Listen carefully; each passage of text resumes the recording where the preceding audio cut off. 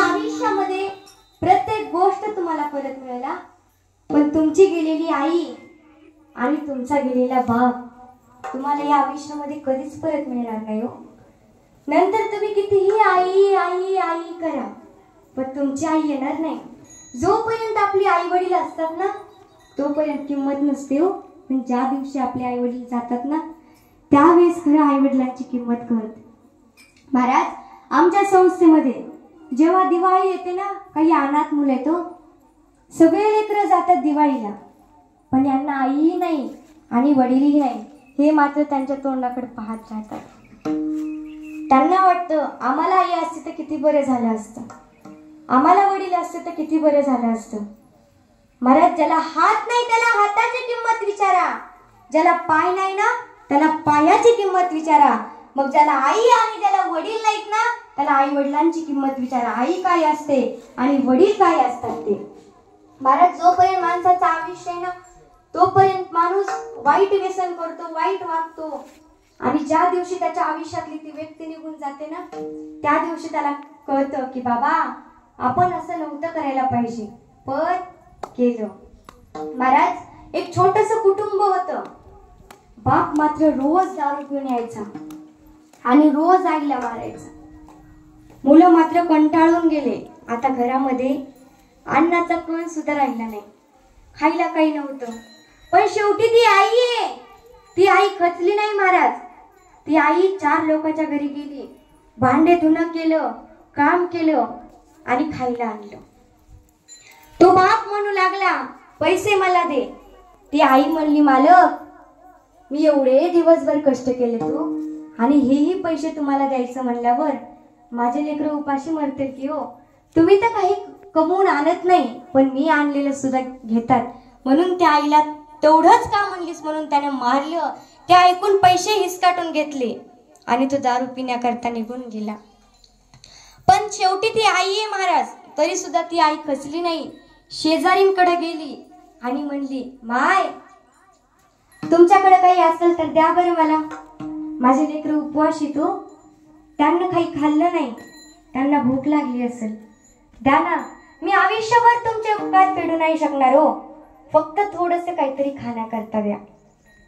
शेजारी चांगली होती, तिने खाण्याकरता दिलं. त्या आईने जेवणाकरता केलं. लेकरं शाळेतून घरी आले, त्याने पाहिलं की आपल्या आईने स्वयंपाक बनवलाय, पुरणाची पोळी केली. ए आई, मला दे ना ग खाण्याकरता. थांब बाळा, तुझे वडील येऊ दे मग तुला देईल ना मी. ए आई, तुला माहिती ना ग, सकाळी मी शाळेत उपवासच गेलो होतो, दे ना ग आई. बाळा, तू हुशार आहे ना, आपले पप्पा आले ना मग मी तुला खायला देईल. शेवटी ती आई हो, कसाही नवरा असला तरी बायको ते बायकोच असते. मग महाराज 10 वाजता तो आला. कसा आला? सुधीत नाही आला, दारू पिऊनच आला आणि म्हणू लागला, हे गोडधोड कोणासाठी केलंस? माझं गोड जेवण होतं का वर्ष श्राद्ध होतं? कशा करता केलंस? म्हणून ते जे अन्न केलं होतं ना त्या आईनं त्याला लाथा मारल्या महाराज. कुणी? तिच्या नवऱ्याने, आणि निघून गेला. महाराज, त्या आईने तिथं जे पडलं होतं ना अन्न ते उचलून घेतलं. लेकरं मात्र झोपी गेले. बाळांनो इकडे या जेवायला. लेकरांना बोलवलं, खायला दिलं त्या आईने, त्यांनीही पोटभर खाल्लं. म्हणे बाळांनो, उद्या मी असल नसल काय माहिती, मी उद्या मामाच्या गावाला जाणार आहे. पण ते बोललेले बोल लेकरांना कळालेच नाहीत, ते झोपी गेले. ज्या आईने ती विषाची बॉटल आणून ठेवली होती ना ते विष त्या आईने प्राशन केलं आणि महाराज तिचा मृत्यू झाला. सकाळ झाली, 9 वाजले, 10 वाजले. त्या मुलीला वाटलं रोज शाळेत जाण्याकरता माझी आई मला उठवते आणि आज माझी आई कुठे?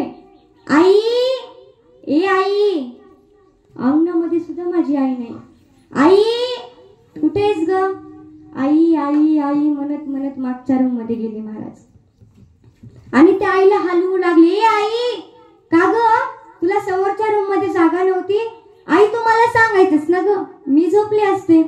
ए आई, एकदाच उठ ना ग. पण महाराज ती आई आता या जगामध्ये राहिली नव्हती. ए आई एकदाच उठ ना ग. आई तुला माझे बाबा खूप त्रास देतात का ग? आई मी त्यांना सांगल की बाबा तुम्ही आईला त्रास न द्यायचा. तुम्ही जर त्रास दिला ना तर आम्ही हे घर सोडून जाऊ. पण आई एकदाच उठ ना ग. आई एकदाच उठ ना ग. आणि म्हणू लागली, सांग आई सांग तुला शोधू मी कुठं ग. सांग आई सांग तुला शोधू मी कुठं ग. तुझे दार सोडून मी जाऊ कुठं ग. सांग आई सांग तुला शोधू मी कुठं ग. माझ्या जीवीचा जिव्हाळा गेला सोडूनी आम्हाला. एकाएकी आली हवा आज विझला मायेचा दिवा. आज विझला मायेचा दिवा. सांग आई सांग तुला शोधू मी कुठं ग. आई तुझा ग मी चले करू रानावनात आई मीच को करू. आई तुझा ग मी चले करू रानावनात आई मीच को करू. तुझे दार सोडून मी जाऊ कुठं ग. सांग आई सांग तुला शोधू मी कुठं ग. सांग आई सांग तुला शोधू मी कुठं ग.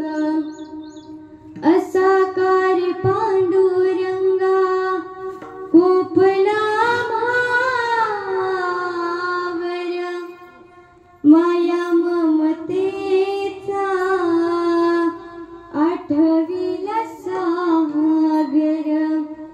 असा कार पांडुरंगा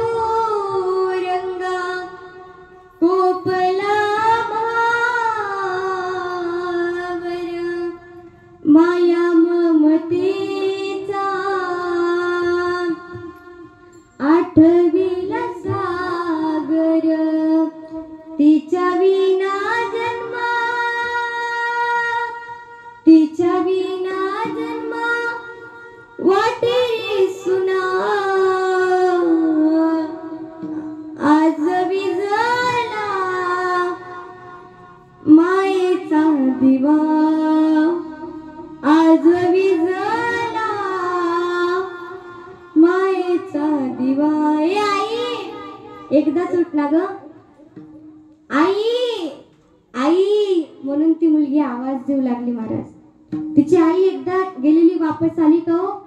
नाही आली. नंतर तुम्ही त्या फोटोकडे बघून कितीही रडा. ए आई एकदाच ये ना ग. ए आई एकदाच ये ना ग. आई तुम्हाला विसरली का ग? मला भूक लागली ना ग आई. मी जेव्हा लहानपणी जेवत नसत तेव्हा तू यायचीस आणि म्हणायचीस बाळा जेवण कर. मी जेवतच नव्हतो पण तू माझ्या माग माग यायचीस आणि म्हणायचीस